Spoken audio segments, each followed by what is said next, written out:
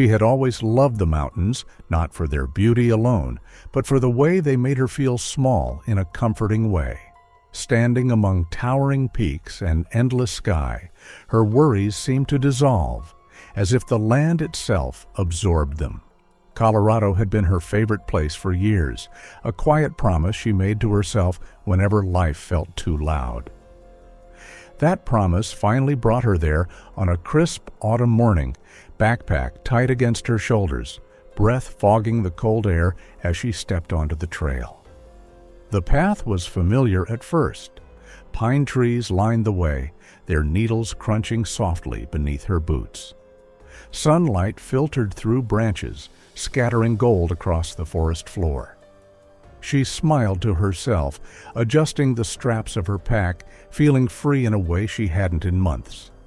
There was no rush, no destination she had to reach by a certain hour.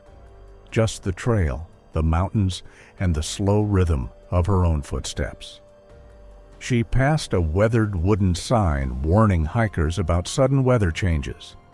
She paused long enough to take a photo, laughing quietly at how often she ignored such warnings.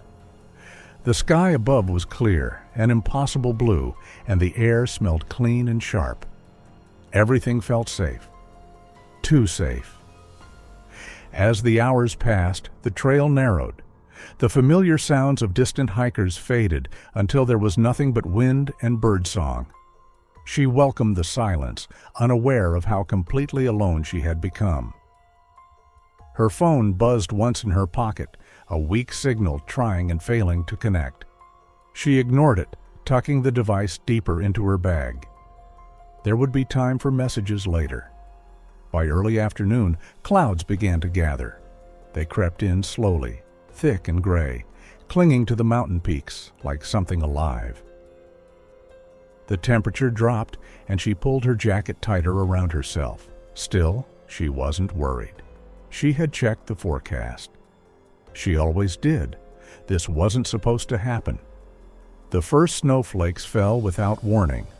Light at first, almost playful, melting the moment they touched her skin. She laughed again, lifting her face to the sky until the wind picked up and the flakes turned sharp, stinging her cheeks. The trail ahead blurred, landmarks she had memorized now hidden behind white and gray. She stopped walking. The quiet shifted. What had once felt peaceful now felt heavy, pressing in from all sides. She tried to retrace her steps, but the path behind her looked no different from the one ahead. Snow covered her footprints almost as quickly as she made them. Her heart beat faster, each thump loud in her ears. She told herself to stay calm. She pulled out her phone. No signal. The battery was already lower than she liked, the cold draining it faster. She turned it off, unwilling to waste what little power remained. Instead, she focused on moving, choosing a direction that felt right, trusting instinct over fear. Minutes stretched into hours. The storm worsened, the wind howling through the trees like something angry and unseen. Her fingers went numb despite her gloves. She stumbled more than once, catching herself on rocks and roots hidden beneath the snow. Each fall stole a little more of her strength, a little more of her confidence. As daylight began to fade, panic finally broke through her careful control. She called out, her voice thin and fragile against the vastness of the mountains. No answer came back. The sound vanished into the storm as if she had never spoken at all. That was when she saw it. At first, it looked like nothing more than a shadow among the trees. She blinked hard, snow clinging to her lashes, and looked again. A shape. Straight lines where there should have been none. Wood. A hut. It sat slightly off the trail, half hidden by snow and branches, as if the mountain itself was trying to forget it existed. The structure was old, the logs dark and weathered, the roof sagging under the weight of years and snow. It didn't look welcoming, but it looked solid. It looked like survival. She forced her legs to move, each step toward the hut feeling heavier than the last. Up close, she noticed the door was crooked, hanging on rusted hinges. No lights, no smoke, no sign that anyone had been there recently. She hesitated, hand hovering inches from the door. Every instinct told her to be cautious, to think, to consider the risk. But the cold was no longer just uncomfortable. It was dangerous. Her teeth chattered uncontrollably, her thoughts growing slower, fuzzier. Shelter was no longer a choice. It was a necessity. She pushed the door open. It creaked loudly, the sound echoing inside the small space. The air within was stale, heavy with dust and old wood. A single narrow window let in a dim gray light. There was a crude wooden bed in one corner, a small table in another, and scattered across the floor were remnants of someone else's past. Torn fabric, an empty can, a broken lantern. She stepped inside and closed the door behind her, the wind scream muffled at once. The sudden quiet was almost shocking. Her chest heaved as she leaned against the wall, trying to steady her breathing. She told herself she would rest for a moment, just long enough to warm up, to think clearly. Then she would find a way back. But as she sank to the floor, exhaustion overwhelming her, she didn't notice how quickly the light outside faded. She didn't notice the storm swallowing the mountains whole. And she couldn't have known that this hut, meant to save her life, was also the place where the world would lose her.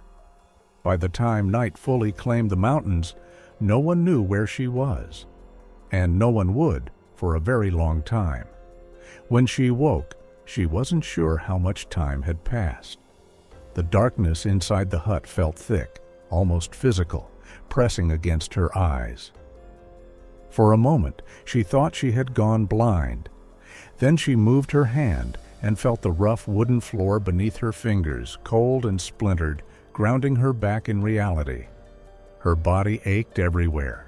She pushed herself upright slowly, every muscle protesting. Her breath came out in shallow clouds, reminding her how cold it still was. The storm outside had quieted, but the silence that replaced it felt even more unsettling. No wind, no animals, just stillness. She reached into her backpack with stiff fingers and found her headlamp. When she turned it on, the weak beam cut through the darkness, revealing the hut more clearly than before. It was smaller than she had realized, barely more than a single room.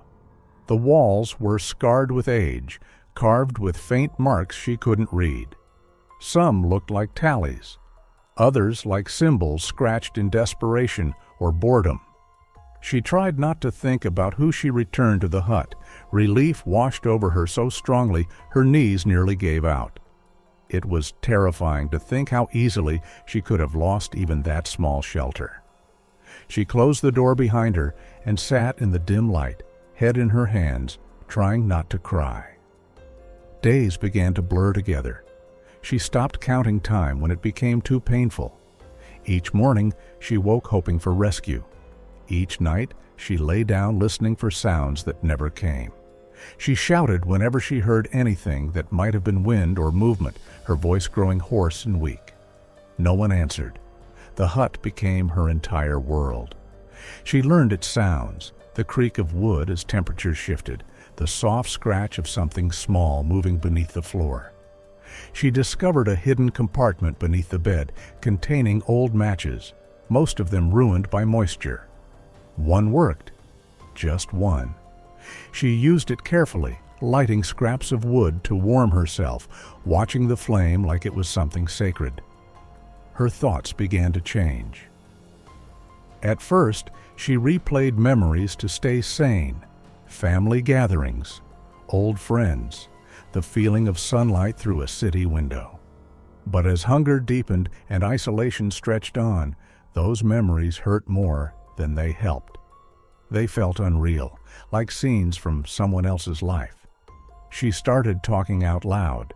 It began as simple reassurances, reminders to stay strong. then conversations, questions and answers. She told herself it was normal, that anyone alone that long would do the same. Still, there were moments when she paused mid-sentence, unsure of what she had just said, or why. Sometimes she thought she heard footsteps outside. Each time she rushed to the door, heart pounding, only to find empty snow and silent trees. After a while, she stopped checking. Hope, she learned, was exhausting. Her reflection changed too. In the dark glass of the window, she barely recognized herself. Her cheeks were hollow, her eyes too large, too bright. Dirt and ash stained her skin. Her hair hung in tangled strands around her face. She smiled once, experimentally, and the expression felt wrong, stretched, unfamiliar.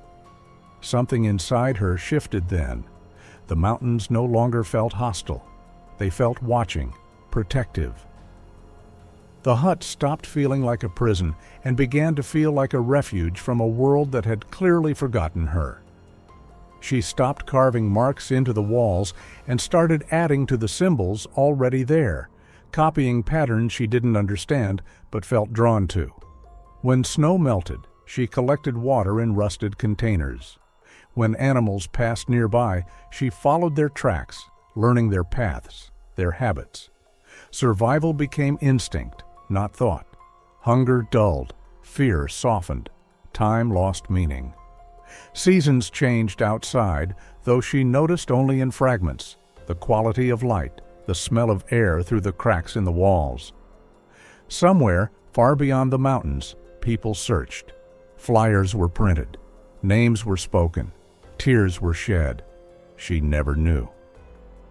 By the time voices finally echoed near the hut, real voices, unmistakably human, she didn't react the way she once imagined she would. She didn't run. She didn't shout. She just sat on the floor, listening, her lips slowly curling into a small, quiet smile. The voices came closer, breaking the long, fragile silence that had wrapped itself around her life.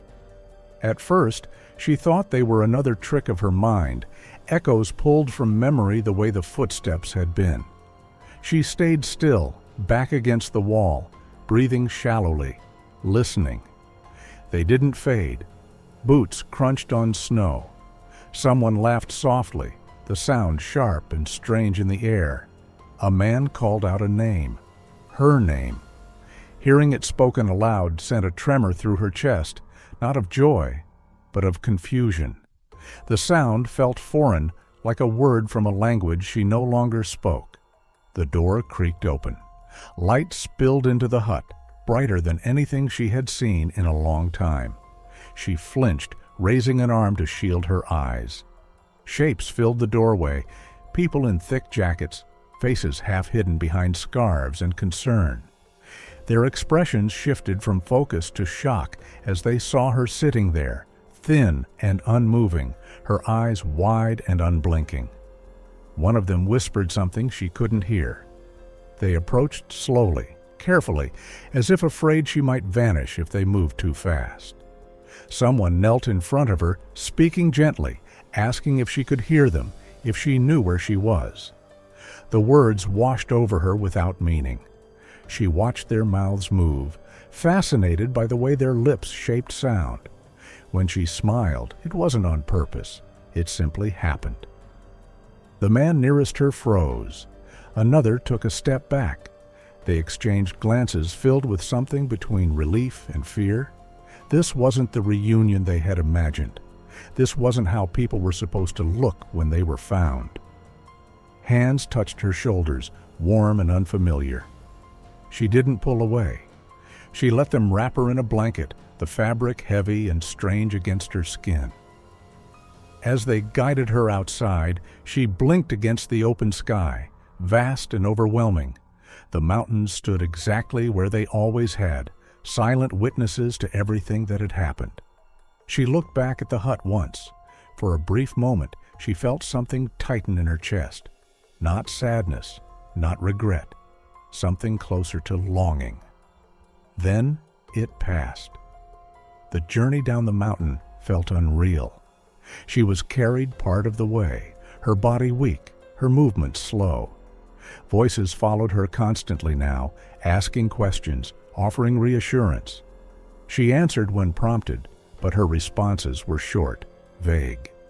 She didn't have the words to explain what the mountains had taught her or how time had reshaped her from the inside out. When they reached the edge of the wilderness, the noise hit her like a wall. Engines, radios, too many voices at once. She shrank into herself, overwhelmed. Cameras appeared, lenses glinting like watchful eyes. People stared as if she were something rare, something fragile. She smiled again. It made them uncomfortable. In the days that followed, she slept in a real bed, surrounded by clean walls and soft light. Doctors examined her, their faces serious as they spoke in quiet tones. They asked about the years she was gone, about how she survived, about what she remembered. She told them what she could. She spoke of the hut, of the cold, of learning when to move and when to stay still. She didn't talk about the symbols on the walls or the way silence had become a companion. Some things felt impossible to translate into words. Some things felt too personal to share. They said she was lucky. They said it was a miracle she was alive. At night she lay awake, staring at the ceiling, listening to the hum of electricity and distant traffic. The sounds felt wrong, intrusive. She missed the way the wind had spoken through the trees, the way darkness had wrapped around her without expectation. When she closed her eyes, she saw the mountains. People came to see her, family, strangers, officials. They watched her closely, searching her face for the person they remembered, for proof that she was still the same. She gave them smiles when expected, nodded at the right moments. Inside, she felt detached, as if she were watching herself from somewhere far away. They asked if she wanted to go home. She didn't know how to answer. Home no longer felt like a place. It felt like a time that had already passed.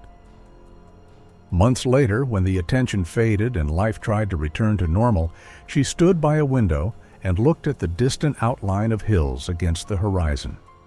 They were small, nothing like the mountains that had held her, but they stirred something deep and quiet within her. She pressed her palm to the glass and smiled, softly this time, not for anyone else. Somewhere beyond the noise and the walls, the mountains were still there, and in a way no one else could see. A part of her never left them.